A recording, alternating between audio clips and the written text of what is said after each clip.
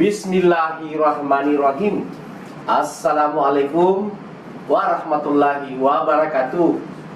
Dan salam sejahtera buat seluruh sahabat dan sobat episode dimanapun Anda berada. Berjumpa lagi dengan saya, Suadi Idris Amir, tentunya di acara kesayangan kita, episode Rumah Edukasi.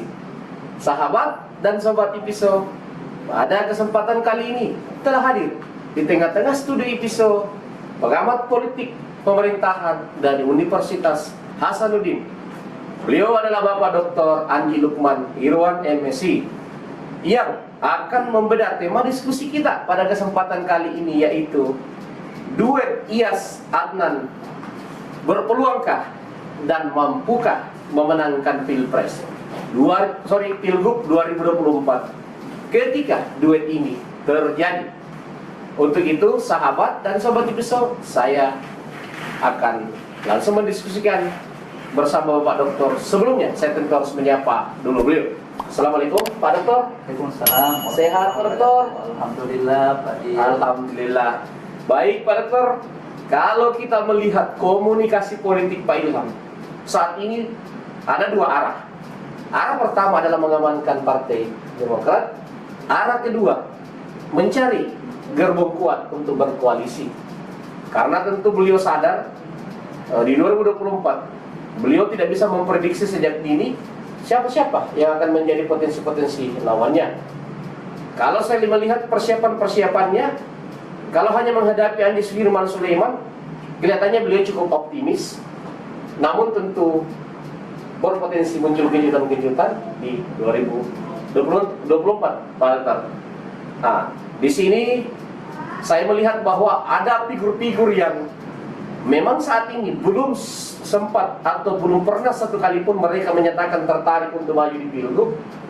Namun permintaan dari elit-elit politik, apalagi istilahnya pemerhati politik, bahkan tidak banyak. Bahkan ada beberapa tidak sedikit ada beberapa para akademisi, para pakar-pakar yang meminta figur-figur sekelas Muhammad Fadil Imran, Kapolda Metro Jaya, kemudian Solihin Kala, itu muncul dalam perhelatan Pilgub. Mungkin karena tokoh-tokoh kita cemburu melihat gubernur-gubernur populer yang saat ini namanya menjadi ranking teratas dalam survei-survei nasional menuju 2024 dalam perhelatan Pilpres. Sehingga para elit-elit kita, para tokoh-tokoh kita berharap Sulawesi Selatan muncul figur-figur potensial yang bisa mengimbangi sosok seperti Ganjar Pranowo, Anies Baswedan, Ridwan Kamil, Kofifa Indar Parawansa, sehingga Sulsel ke depan, gubernur Sulsel ke depan bisa bertaraf nasional seperti Nurdin Abdullah yang tersandung kasus korupsi. Baik, kita fokus pada paket Iyas Adnan Puricita. Seperti apa peluang mereka berpaket, Pak Dokter? Kalau kita lihat dari kacamata pengamatan kita, silakan Pak Dokter. Ya baik, terima kasih Pak Dir. Assalamualaikum warahmatullahi wabarakatuh. Waalaikumsalam. Kalau kita lihat ya, Pak Iyas ini adalah sosok politisi yang pertama punya pengalaman yang luar biasa, baik sebagai wali kota Makassar dulunya dan juga kemudian beberapa kali menjadi kontestan di Pilgub itu sendiri. Beliau kemudian pernah menjadi mengomandoi partai politik yang pastinya pengalaman-pengalaman di birokrasi, pengalaman di dunia politik itu bisa kemudian semakin memperkaya bagaimana beliau bisa berhitung, bagaimana beliau bisa mengkalkulasi peluang-peluang politik untuk bertarung di Pilgub 2024 nantinya. Kemudian yang kedua, beliau punya rekam jejak selama menjadi kepala daerah khususnya di Kota Makassar juga cukup bagus. Walau sempat tercederai juga dengan kasus yang menimpa beliau, tapi saya kira ingatan publik juga itu kemudian bisa tertutupi dengan kerja-kerja politik dan juga kemudian menjual prestasi-prestasi beliau. Yang memang kelemahan dari figur beliau ini adalah bagaimana menemukan momentum paket politik yang tepat, yang bisa kemudian mendongkrak dari sisi elektabilitas beliau untuk bisa bersaing dengan figur pasangan calon lainnya.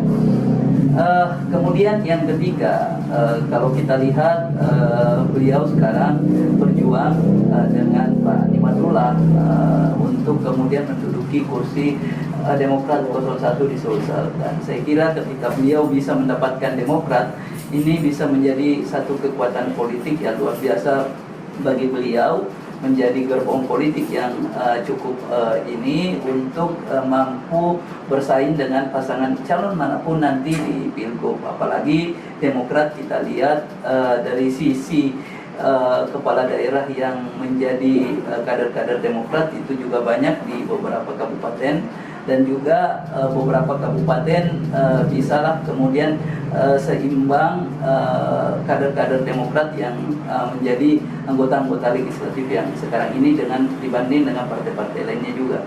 Nah, saya kira alasan-alasan ini juga kemudian sehingga kita bisa mengatakan beliau punya kans, punya peluang dan punya momentum politik yang bagus untuk bisa bertarung di 2024 ini.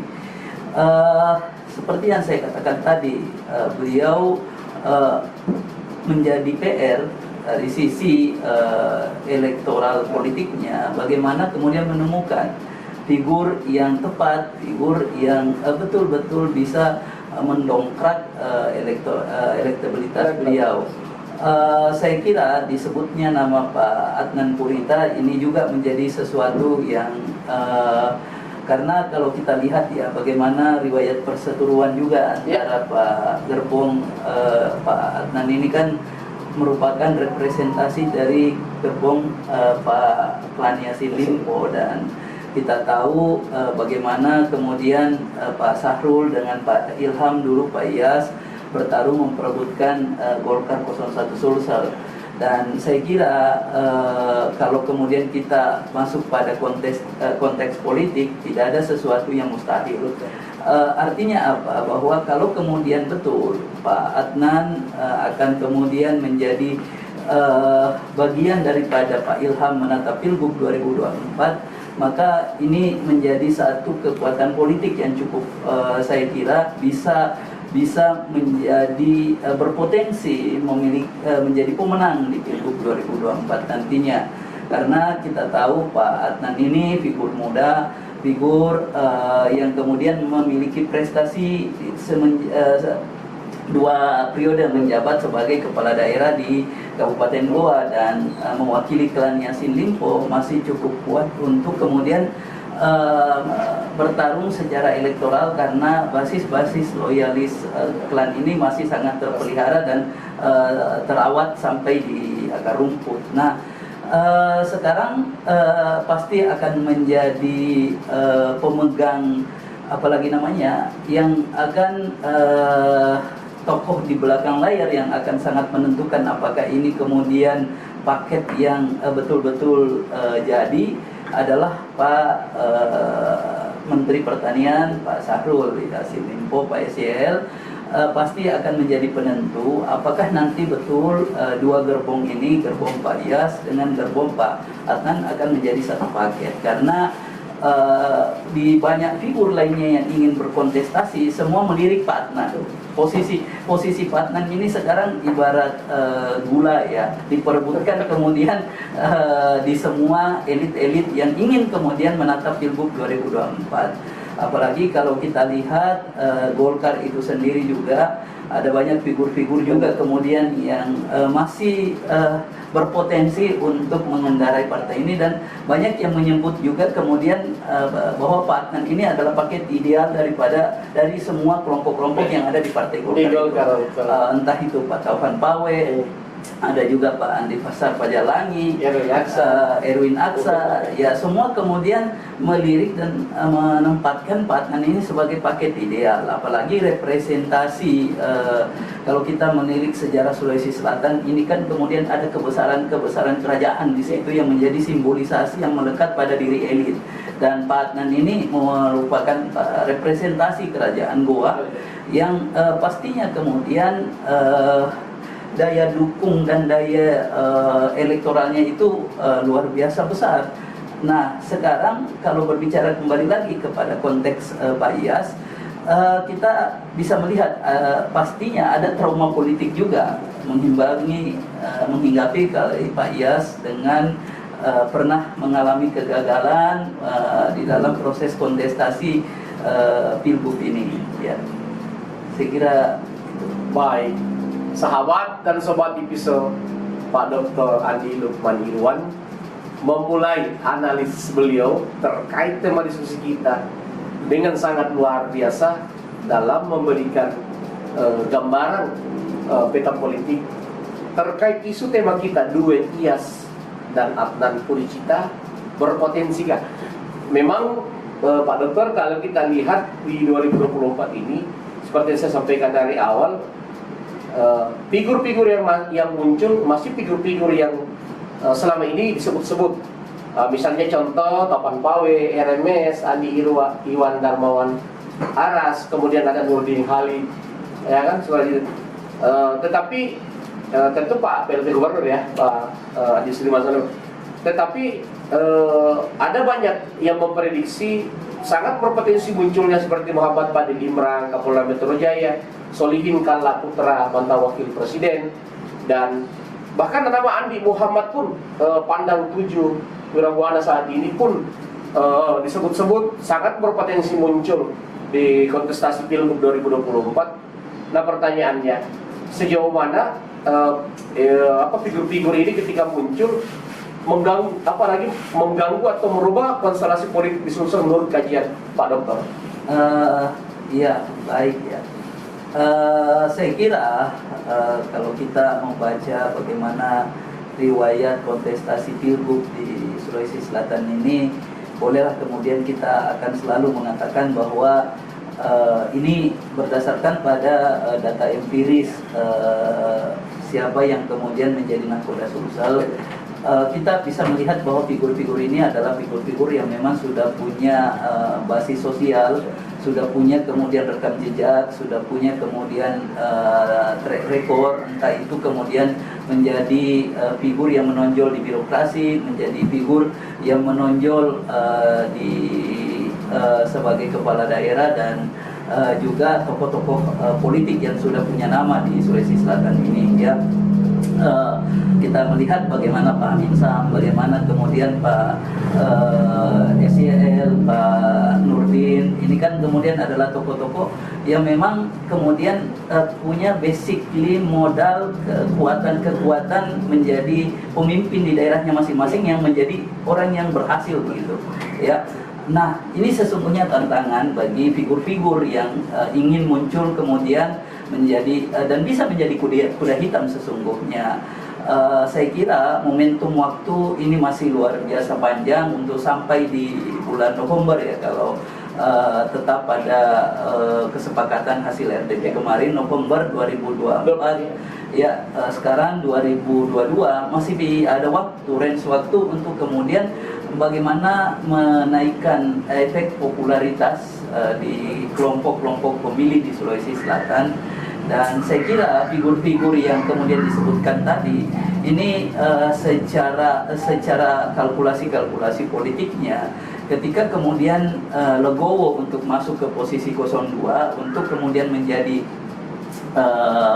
pendamping dari tokoh-tokoh elit yang sudah punya basis sosial, basis prestasi dan ini di Sulawesi Selatan, itu saya kira cukup punya peluang yang besar.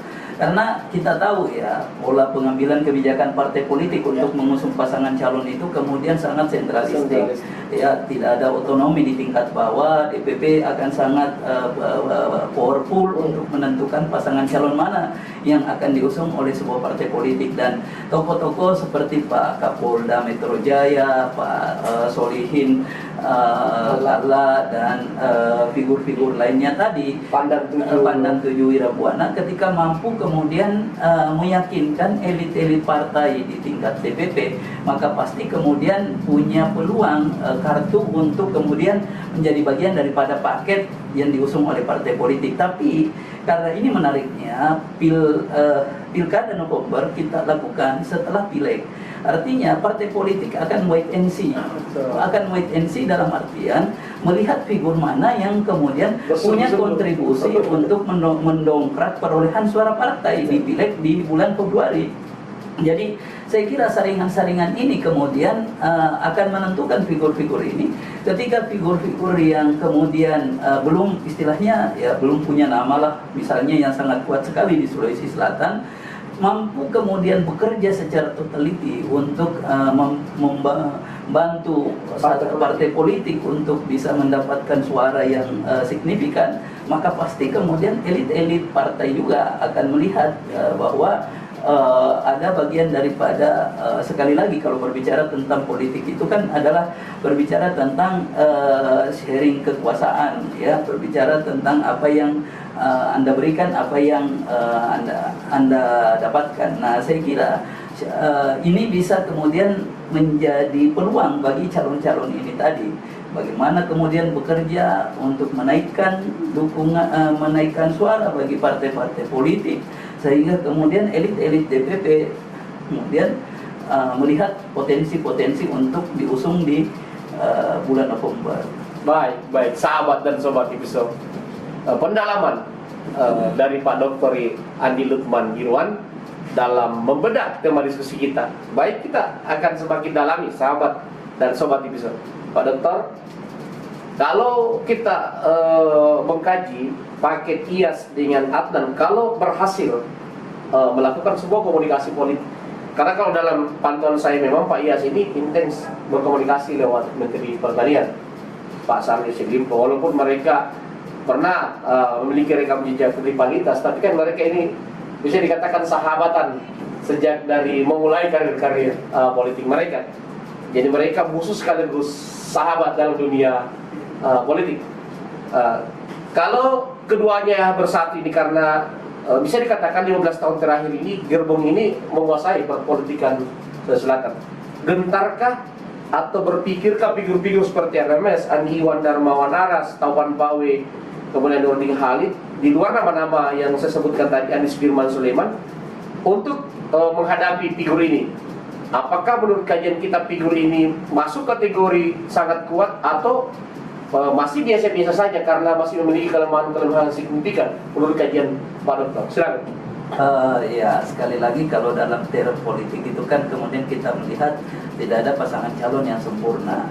Pasti kemudian tiap pasangan calon ini selain membawa kekuatan positif dan kemudian punya potensi dan punya peluang-peluang yang sangat bagus, tapi pada sisi lain kemudian ada celah-celah juga yang sifatnya kemudian bisa menggerus elektabilitas paslon. Nah, kalau berbicara tentang Pak Ilham dengan klan Yassin Limpo, ya memang seperti yang Pak Dir tadi sebutkan, ada rivalitas yang pernah terjadi di antara dua tokoh sentral di elit ini. Tapi kita bisa melihat ya bahwa sesungguhnya di beberapa kesempatan Pak Yas juga selalu mengatakan bahwa Pak SL itu guru politik. Memang ini beliau dulu adalah guru dan murid yang sangat dekat sekali ya. Dan pasti chemistry itu sesungguhnya bisa terajut kembali, bisa terbangun kembali ketika kemudian melihat ada figur yang harus kemudian mereka kalahkan di Sulawesi Selatan. Dan saya kira di antara beberapa figur-figur ini ada banyak figur-figur kuat lainnya. Ada Pandi Sudirman Sulaiman, PLT Group pastinya akan sangat diuntungkan juga dengan kebijakan-kebijakan, dan beliau pengendali birokrasi di Sulawesi Selatan punya peluang untuk bisa memainkan kebijakan-kebijakan untuk mendongkrak dari sisi elektabilitas beliau. Dan saya kira ini juga bisa menjadi variabel untuk semakin membuka ruang dan celah bagi Pak SYL bagaimana kemudian menyatukan Pak Ilham dengan Pak Adnan.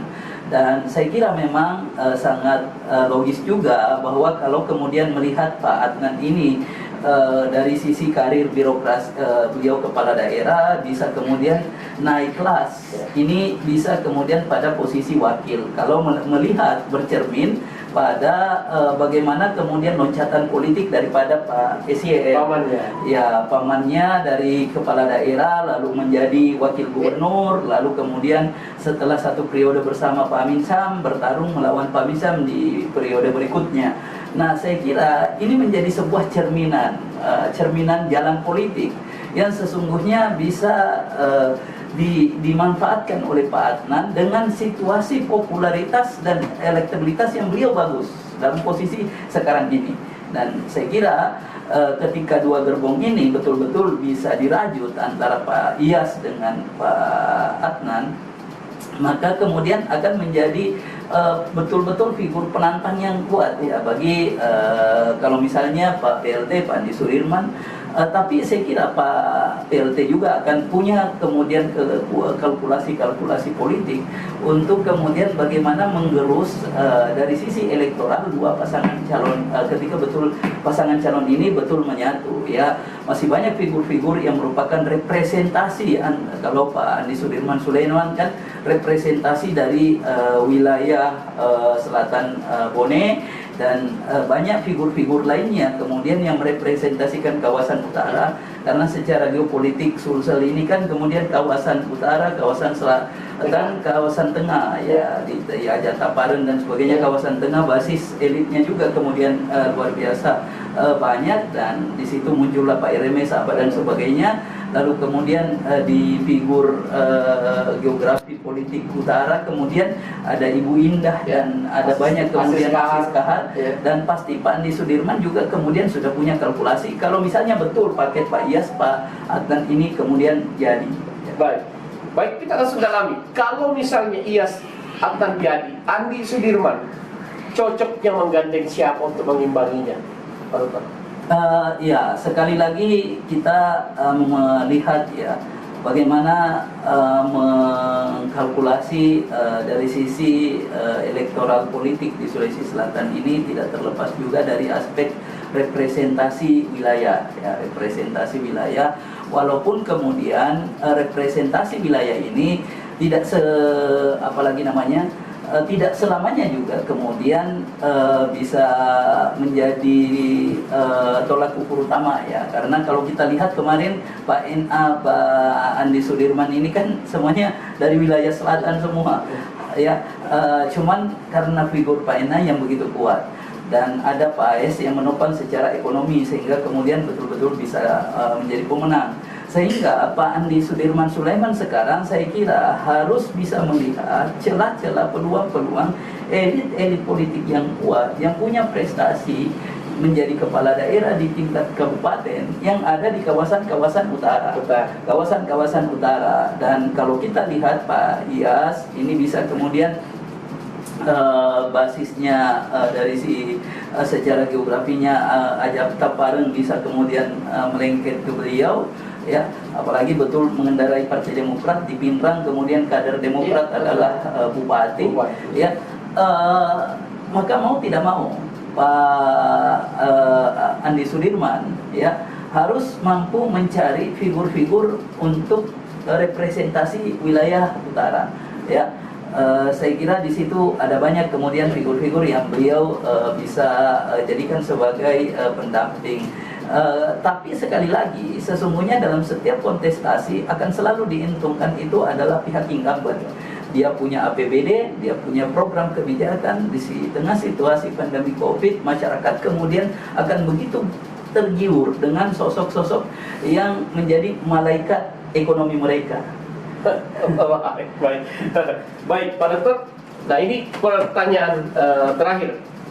Kalau dilihat posisi Adnan saat ini, kalau dia ditawari Iyas atau ditawari Andi Sudirman, pilihan paling strategis bagi Adnan memilih siapa? Dalam kacamata analisis politik, Pak Dokter. Karena walaupun Pak Iyas apalagi melobi Yassin Limpo, kabarnya Andi Sudirman Sulaiman pun melobi Pak Adnan. Kalau misalnya kedua-dua ini masuk menjadi daya tawar bagi Pak Adnan, idealnya dalam kalkulasi kajian politik Pak Dr. Andi Lutman, Adnan idealnya bersama siapa? Seperti itu. Karena kalau saya lihat memang figur ini yang sangat berpotensi muncul sebagai wakil itu Adnan Indah dengan Andi Baso Pasar Pajalangi. Sayangnya IAS dengan ASS ini sama-sama dengan Andi Baso Pasar Pajalangi, sama-sama dari Bone kan gitu. Nah, kalau Adnan harus memilih dan menurut kajian kita cocoknya Adnan dengan siapa? Apakah cocok dengan IAS sesuai dengan tema kita ini? Atau bisa saja dia berpikir lebih menguntungkan kalau bersama Andi Sudirman? Pak Dr. Silakan. Ya, baik, terima kasih Pak Dir.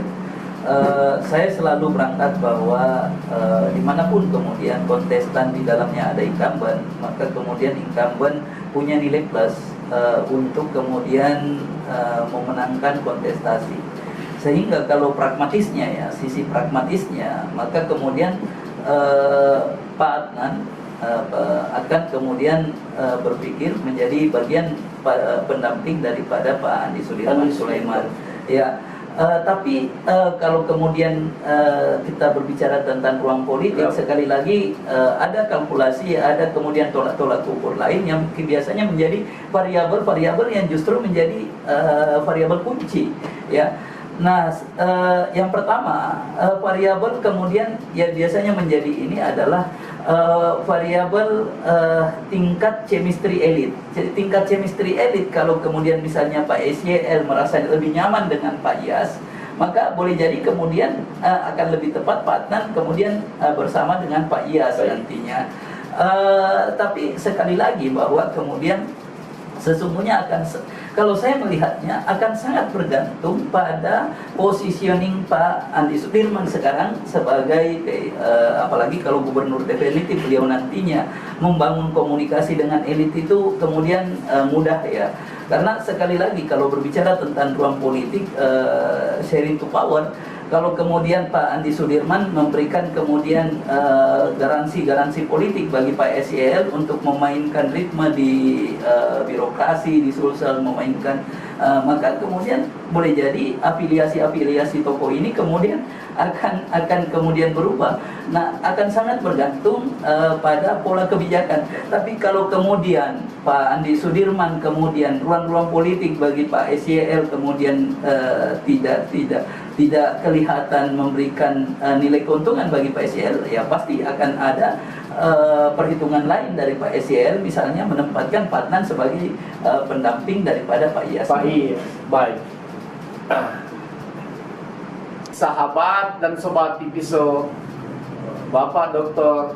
Andi Lutman Irwan MSc, pengamat politik pemerintahan kita dari Universitas Hasanuddin, telah memberikan gambaran analisis beliau terkait tema diskusi kita pada kesempatan kali ini.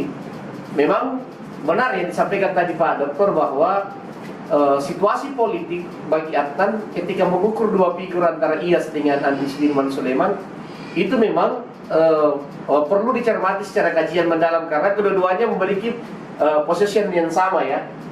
Artinya sama-sama masih harus 2 periode, masih memiliki ruang. Andi Sudirman karena tidak cukup 2 tahun setengah menjadi gubernur definitif, maka otomatis dia bisa maju 2 kali lagi ke depan. Ini posisi yang sangat menguntungkan bagi Andi Sudirman Sulaiman. Tentu sama dengan Pak IAS karena baru memulai, tentu ketika dia terpilih maka masih bisa maju berikutnya kalau tidak ada kendala seperti itu, sehingga posisi mereka sama. Sekarang pertanyaan terakhir saya, bisakah atau adakah kemungkinan Pak Sarul atau gerbongnya si Limpo justru malah memaksakan Adnan yang maju 01 dengan situasi politik saat ini yang kita lihat? Apakah situasi itu mendukung Adnan didorong maju 01? Ini pertanyaan terakhir Pak Dokter, silakan. Ya baik, terima kasih Pak Dir. Memang sekali lagi kita bicara tentang ruang politik, semua kemungkinan, semua hal bisa terjadi dengan kalkulasi-kalkulasi yang pastinya kemudian hitungan-hitungan politik itu kemudian betul-betul harus secara cermat. Menempatkan Pak Adnan sebagai figur 01 sesungguhnya dalam sudut pandang saya ini agak sedikit riskan juga. Ya, karena kita bisa melihat kemarin almarhum kemudian sudah merintis jalan itu dan ternyata tidak bisa kemudian secara powerful untuk memenangkan kontestasi. Ada variabel-variabel yang pasti akan kemudian bisa menggerus secara elektoral. Dan saya kira sekali lagi saya ingin katakan pakem Pak SYL sesungguhnya tepat bagi Pak Adnan. Pakem Pak SYL itu kemudian adalah naik kelas menjadi pendamping sebagai wagub, lalu kemudian mencari celah, mencari bagaimana membuka ruang ya untuk bisa kemudian di episode berikutnya berkontestasi dengan incumbent. Nah, saya kira ini hal yang lebih hal yang lebih terukur, hal yang lebih rasional bagi seorang Pak Adnan. Walaupun kemudian kita tahu persis sekali bahwa Pak SYL juga ketika di Goa sebelum kemudian naik kelas punya prestasi yang luar biasa, memimpin Kabupaten Goa, punya nama yang luar biasa, dan kemudian saya sangat salut sekali sesungguhnya bagaimana kemudian Pak SYL pada saat menjelang ya walaupun kemudian pada saat itu pemilihan di DPRD ya. Pada saat itu kemudian banyak orang yang kemudian mendorong Pak SYL untuk maju sebagai 01. Dengan segudang prestasi di Kabupaten Goa, beliau kemudian punya kekuatan untuk bisa memenangkan pertarungan dengan positioning 01. Tapi pada saat itu dia lebih kemudian mengambil jalan politik yang sedikit berbeda dibanding kemudian apa yang disampaikan oleh orang-orang di luar. Lalu kemudian mengambil peran sebagai pendamping Pak Amin Sam, dan itu betul menjadi sebuah langkah politik yang sangat tepat sekali, mencari ruang, mencari kemudian modal ekonomi, membangun modal sosial untuk kemudian fighting bertarung di episode berikutnya. Dan Pak Adnan saya kira kalau kemudian bisa kita sarankan, ini adalah satu pakem politik yang saya kira sangat bagus sekali apa yang sudah dirintis oleh Pak SYL. Baik sahabat dan sobat episode, Bapak Dr. Andi Lukman Irwan MSc telah menganalisis tema diskusi kita dengan sangat edukatif, di mana memang situasi politik dan kondisi politik saat ini memang lebih rasional ketika Adnan lebih memposisikan diri sebagai calon wakil gubernur. Tentu walaupun situasi politik ke depan kita tidak bisa menebak, memprediksi, tetapi memang dalam situasi politik saat ini untuk bisa mempertahankan terah Yassin Limpo, idealnya memang Adnan harus legowo dan merintis step by step ya, perlahan demi perlahan menuju impiannya menjadi gubernur dengan usianya yang masih sangat muda. Dulu komandannya lebih senior dibanding dia, dan dia mau menjadi wakil. Apalagi dia masih sangat muda, Pak Dokter. Baik, terima kasih Pak Dokter telah mengedukasi kembali masyarakat Sulawesi Selatan di EP Show ini dengan diskusi kita. Memang kalau dilihat Pak Iyas, gerbong Yassin Limpo adalah kebutuhan dia atau peta koalisi yang memang harus beliau prioritaskan untuk bisa membuka ruang-ruang dan menutupi celah-celah kekurangan dari situasi politik yang terjadi khususnya 5 tahun terakhir ini di kubu Bapak Ilham Arief Sirajudin ini. Makasih Pak Dokter, sampai jumpa lagi pada diskusi berikutnya. Assalamualaikum warahmatullahi wabarakatuh. Waalaikumsalam warahmatullahi wabarakatuh.